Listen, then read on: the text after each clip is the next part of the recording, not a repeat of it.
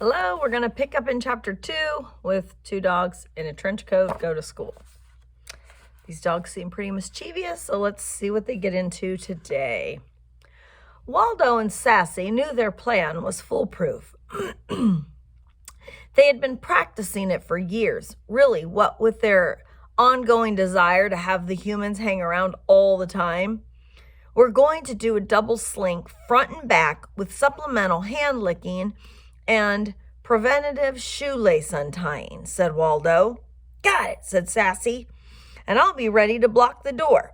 Sassy always blocked the door. She was bigger and hairier. Well, should we practice it again, asked Waldo. No. We should probably rest, said Sassy. We need to save our energy. Here they come. Get ready for invasive following. Stuart came down the stairs and put his backpack by the front door, and Sassy moved it 3 feet to the left before joining Waldo and Stuart in the kitchen. I moved his backpack, whispered Sassy. He'll never find it. He'll have to stay home. Good thinking. Get ready. I'm going in. Waldo slumped onto the floor and put his chin on Stuart's shoe, and he whined and moved in closer. Stuart's eating fried egg sandwich, said Sassy. I know that, said Waldo. You think I don't know that? I've never smelled anything more fried egg sandwichy in my life. And he's enjoying it, said Sassy. I think he'll probably savor it all day. Well, that's what I would do if I were a human. I'd eat fried egg sandwiches all day long. You share them with my dogs. So why isn't he sharing that fried egg sandwich? Shouldn't he be? Sassy barked once at Stuart, who just ignored her.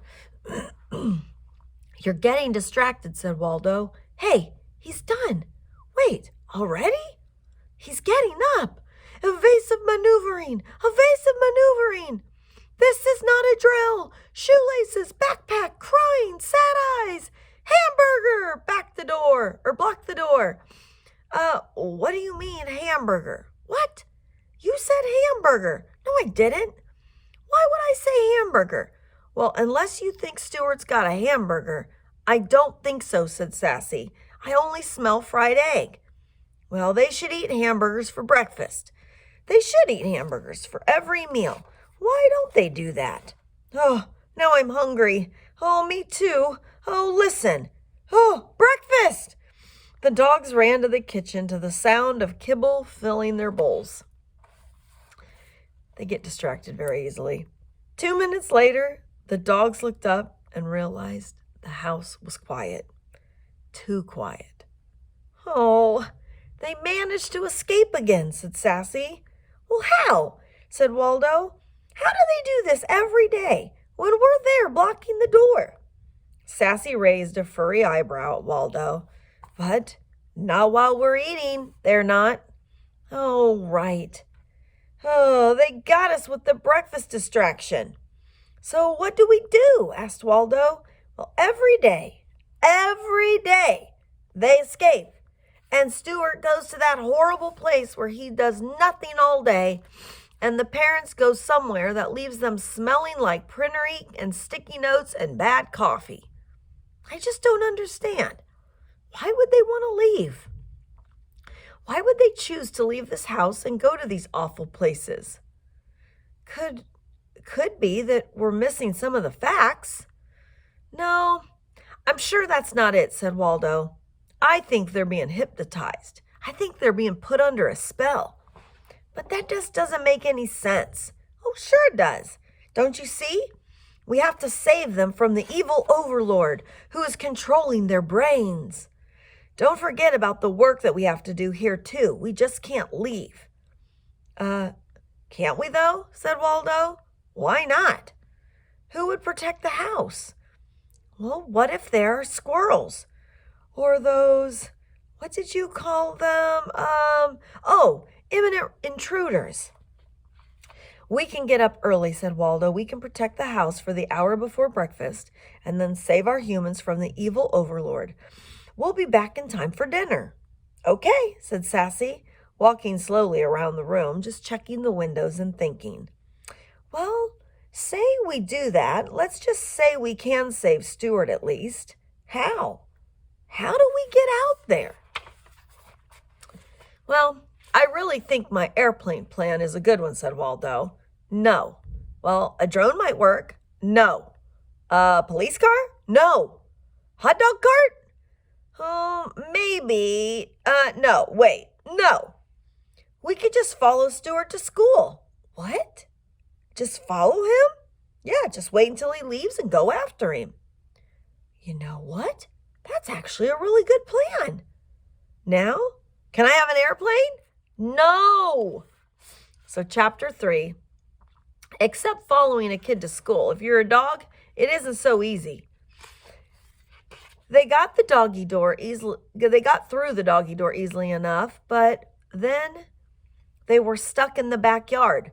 So first they got rid of all the squirrels in the yard, and that didn't take too long since there weren't any to begin with, which just proved what an excellent and professional guard dogs they were.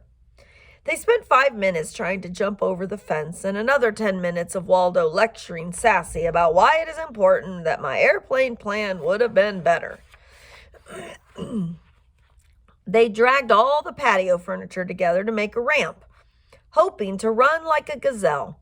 And Waldo's words, leap like a lion, Waldo again, until we soar majestically, beautifully like eagles to the other side of the fence. Yep, Waldo again. Instead, they ran like hedgehogs until we crashed into the chairs and got our paws caught in the seats while they fell on our heads. And that's Sassy. Then they napped for a bit, and finally Sassy realized she was big enough to stand up and put her paw on the latch and open the gate. Well, you would have saved us a lot of time if you would have just done that 2 hours ago, said Waldo. Well, never mind that now, said Sassy. Let's go find Stuart. I just realized I didn't show you guys these pictures. So that's when they got their food. And this is them barking at the fence when Stuart left. And then this is them trying to escape over the fence. And then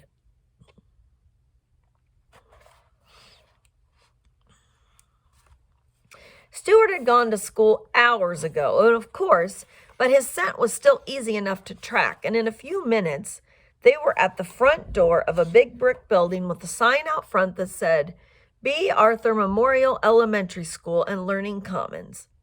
Well, what do you think this place is, said Waldo. It's some kind of factory? No, it looks like a sausage marketing corporation or ground beef prison or maybe a meat testing plant, said Sassy. Well, those are oddly specific options. Yeah, something smells meaty. So come on, let's look in the windows. So Waldo hopped onto a bench near one of the windows and peeked in. Children at tables using crayons. Oh my, that sounds horrible. Sassy looked into the other window, and this one is a bunch of books. Good gravy, there are books everywhere, and the children are pulling books off the bookshelves and looking at them. That is shockingly and awful. And what about that one? There are children in there, said Sassy, and they're watching some kind of giant television. It appears to be dancing pencils. Oh, what torture. Waldo, yes? I'm not entirely convinced that any of this is awful. I'm seeing lots of pillows, frankly, and fuzzy rugs. That room is full of books and has a whole raised platform covered in carpet, and the sun is shining right in on it. Everything in there looks cozy. Plus, there's a persistent meat smell. So it's either a horrifying torture factory or a nice place to take comfy naps, said Waldo. Yeah, one of those for sure. I guess we'll have to go inside and see for ourselves. But the entryway to the school presented a new set of problems. So there you can see them peeking in the windows. And now they're trying to figure out, how do two dogs get into a school? Oh, the doors had handles, and Sassy jumped up and pawed at them, but they were locked. Well, maybe we should just wait until the end of the day, said Sassy, or go home and take a nap. I'm getting pretty tired. Focus, Sassy. We came all this way, said Waldo. We can't give up now. And just then, a lady in a cardigan sweater walked up and pressed a button on the wall next to the door. Hello, blared a voice from the wall. Hi, Dottie, it's Lindsay, said the woman in the cardigan. And then the door buzzed, and it opened, and she went in. The dogs just looked at each other. Ooh, this is too easy, said Waldo. Let's go. Sassy stood up and pressed the button on the wall. Hello, said the voice. Oof, said Sassy. Hello, said the voice. Hi, Duty, said Waldo.